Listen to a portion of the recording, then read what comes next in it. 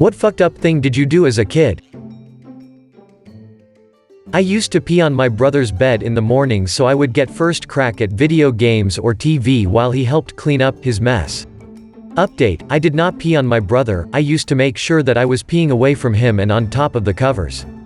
This occurred just a couple of times, probably coinciding with some video game we rented for the weekend. I'm sure my parents were aware something was off about the whole thing, but they never let on and now don't recall being suspicious of me. I've told the story to my family and we laugh about it now. My brother doesn't recall wetting the bed at that age. I am sorry for what I did, it was selfish action, but watching him playing video games wrong was very frustrating as a kid. I was absolutely terrible to the first man my mom dated after she and my father split. Really terrible. I once told the man, in the middle of dinner and apropos of nothing, that I hated him and hoped he died in a car wreck on the way home. Said calmly, with a straight face. That man did nothing wrong, was always good to me. I still feel terrible about it more than 20 years later. On 1991, after seeing Mike Tyson getting arrested on the news, I asked my dad what rape was, and he told me it meant hurting a girl. So, you can picture 7 to 8-year-old me, running to the teacher to say stuff like, "Teacher, come. Jack, John and George are raping Molly on the playground," or threatening my classmates with rape if they were annoying me, boys included, cause I thought this way I was also insulting them by calling them girls. Edit: the final straw for the teacher was when 2 kids on my classroom were fighting and I teased one of them with a sarcastic tone, "Oh poor you don't like getting raped?" The teacher ran towards me, like, "What did you just say?" So I explained to her, still teasing him, "Well, Ms. Sarah, he's like a girl, so we rape him instead of hitting him." My cousin and I were like 7-ish or so and playing upstairs in a room by ourselves. My aunt left her sewing machine in there ready to go. We were fascinated by how fast the needle moved up and down when we stepped on the foot pedal. Then we had the idea to see who could get their finger out of the way before the needle started moving. He went. Safe. I went. Safe. He went. Blood shot out and screaming commenced. Threw 2 big bags of hamster bedding through my fan and acted like a news forecaster and acted like it was snowing and parents woke up to my room being covered in over an inch of bedding. Needless to say, I didn't own the hamster anymore. When I was in 2nd grade, I said my teacher was stabbing kids with pencils. The others were brought in one at a time and questioned. This did not happen and I remember the teacher fondly and have no idea why I did it. I had a notebook that I proceeded to fill with drawings, each page was a scene like a comic book. It told the pictorial story of a woman getting pregnant and giving birth with graphic detail according to my 7-year-old understanding of how birth worked. I used to have a couple bullies in the 1st grade. One day they decided it would be a good idea to strap me to a bench and strip me. So you know what I did? I shit my pants right then and there. They never bothered me again. I don't know if it would be considered fucked up, but my brother and I made homemade darts drum push pins, the pins used to hold dress shirts at stores, and would throw them at each other. They would stick in our skin and wiggle and we would laugh our asses off. I tried to poison my mom's boyfriend. I was probably around 11. I had one of those science kits from the Scholastic book fair. I took the citric acid and dumped the whole container into his drink. He sipped it and just said, "This tastes like shit," and dumped it out, lol. My friend and I ripped and stole pages out of a neighbor's Cosmo that had pictures of boobs. I think it might have been for breast self-exams? We were 10-year-old girls at the time and got totally busted by my parents. That same friend and I got into a different neighbor's trash bags after Thanksgiving and decided to sample some of their leftovers. What the actual fuck? Kids are so strange. When I was in 1st grade, a girl wouldn't let me in her club.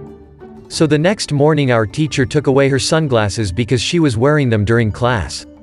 During recess I snuck into the classroom and placed the sunglasses in the girl's desk. Then I told the teacher when we got back that I saw her take her sunglasses back during recess. My teacher believed me, the girl denied it. The teacher pushed down her desk and the sunglasses were there. She got in trouble for not only stealing but for lying about it. No one ever found out it was me all along. And that is just one story of why I am going to hell. My parents used to my peel apples because kids can have trouble swallowing and chewing the skin. I was upset I wasn't allowed it, and when they weren't looking I took the skin out of the garbage and ate it. Jesus Christ, mine is really not as bad as everyone else. We grew up not having a lot of money. One day my dad had the day off and he wanted to treat me to a restaurant by his work that he always wanted to go to. I was an asshole and I complained the whole time and thought the place was too cheap. He was excited to take me. I feel awful. When I was younger, I went to the shops with my dad and had to pee really bad. I was too nervous about asking my dad to go to the toilet, so I began to pee in the corner of the shops, and my dad had caught me and yelled, "What the hell, are you pissing? Are you serious?" Lacking the ability to stop my stream on command, I slammed my foreskin shut and witnessed it fucking ballooning, which was shortly followed by a piss explosion all over my pants, shoes and the floor. I was pretty young when this happened, maybe 13 years old? I was in a hot tub with my friends and I thought I had to fart. It was not a fart. Pooped in my bathing suit, so I casually grabbed it with my hand and while no one was looking I dropped it behind the hot tub. I stole my dead maternal grandmother's $30K engagement ring and lost it on the playground when I was 6 years old while my parents were losing the house. I liked holding shiny things and I forgot about it. We were basically almost homeless because of what I did. Dark thoughts. I would make animal tails out of paper, tape them to my butt, then pretend I was said animal and run around on all fours, making animal noises. I did not turn out to be a furry, however. Once when pretending to be a ring-tailed lemur I pranced straight into a closed glass patio door. Maybe that smacked the furry out of me. My sister and I would ask our friends a question. If they answered wrong we would be like, "You dumbass donkey." And ride the person while making donkey noises saying, "Walk donkey. You stupid ass." And so on. A friend once said New York was the capital of the states and we fucking rode him for half an hour. In 7th grade my best friend asked me if I would go and ask the boy she liked if he liked her and if he would go out with her. I went over and asked him if he liked her, he said no, then I asked if he liked me, he said yes, and then I asked him to be my boyfriend, he said yes. Then I went right back to my friend and told her that he didn't like her, but that he liked me and was now my boyfriend. I don't know why I did that. My dad had bad OCD and made the family miserable because of it. As a teenager on Fridays after school I would rearrange the furniture in the house or his precious tools in his workshop, garage and then disappear for the weekend. As an adult I realize he couldn't control it and he loved us deep down and I feel guilty about it. But at the time it was hilarious to me and my siblings and felt good. Growing up in the 80s, every time I swore my parents threatened to wash my mouth out with a bar of soap. I got tired of hearing it, so the next time they made the threat I went to the bathroom, came back with a bar of soap and with a smile on my face proceeded to scrub my mouth with it. Can't make it a punishment if I enjoy it. In 8th grade, in the fall season, my friends and I were hanging out in this tunnel. It was filled with dry leaves.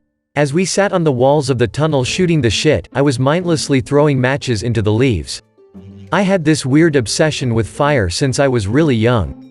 I was spacing out just staring at the little flames until my friend grabbed me and pointed out how fast it was spreading. We started stomping on the leaves and the fire just kept rapidly spreading. We looked at the openings of the tunnel and black smoke was just pluming out of both ends. A few other things happened after that, but it ended with my friends and I running away.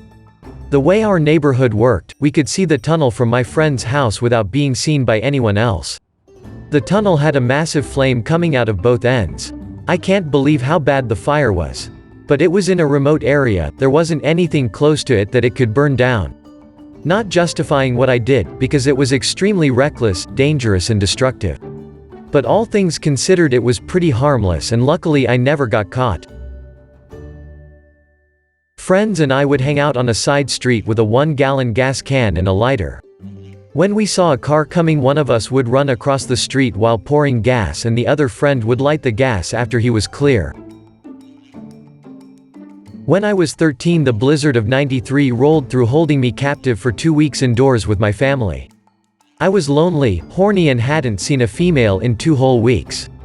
I was dying to get out of the house one day when I had one of the most brilliant ideas. I made my way to the woods behind my house, climbed down into a gully. In that gully is where I made her, a snow woman. She was amazing. I sculpted her out of snow covering the ground so I could lay on top of her. I gave her some boobs, some curves, and a hole, and for some reason, a smile and 2 rocks for eyes to gaze into.